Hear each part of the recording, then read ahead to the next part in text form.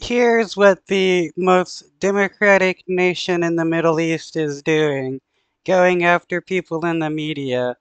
They shut down Al Jazeera media group that's in Jerusalem after raiding their offices.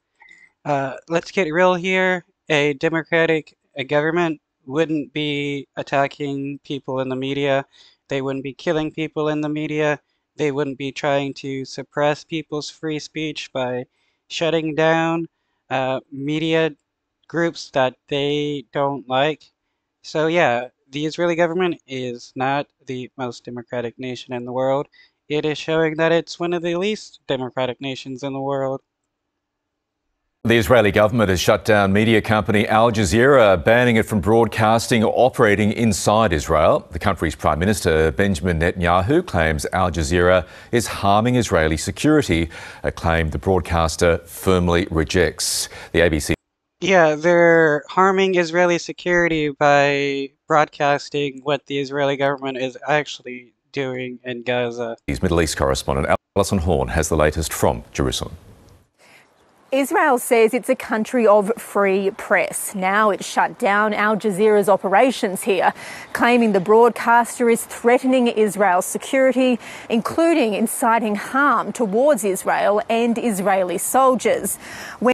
Well, this is something like what Russia would do when Putin doesn't like a media company or what the journalists are saying, or in China when a media company or journalist tries to speak out against what the Chinese government is, or they'll just say, "Hey, this person's a security risk to the CCP," so they're going to shut it down.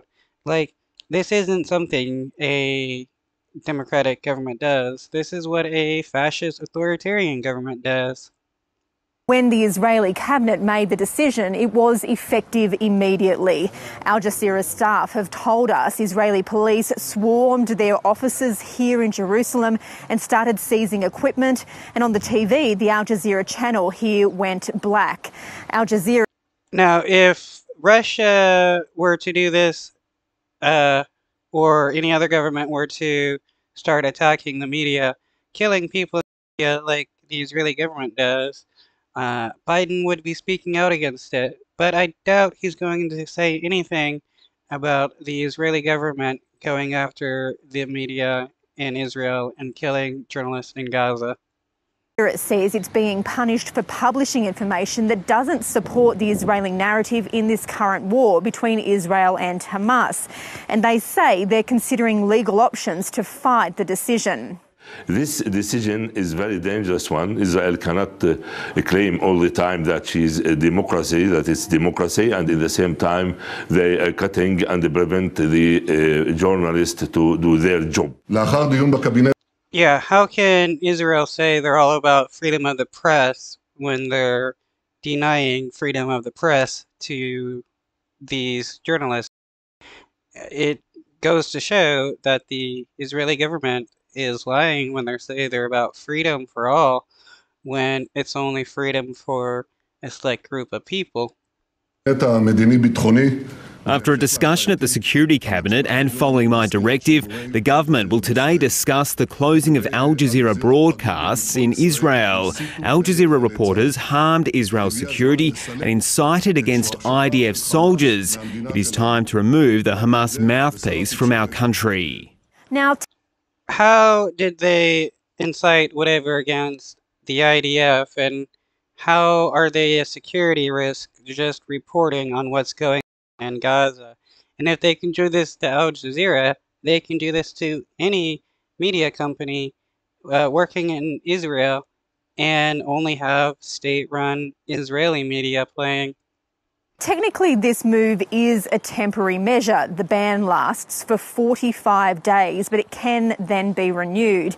And this is an unprecedented move by the Israeli government. The Foreign Press Association here has labelled it a dark day for media and democracy. And it warns other foreign media are now at risk if Israel too deems they are acting against the state. Yeah, all the Israeli government had to do is say there's security risk, and boom, they think they get to remove people's freedoms.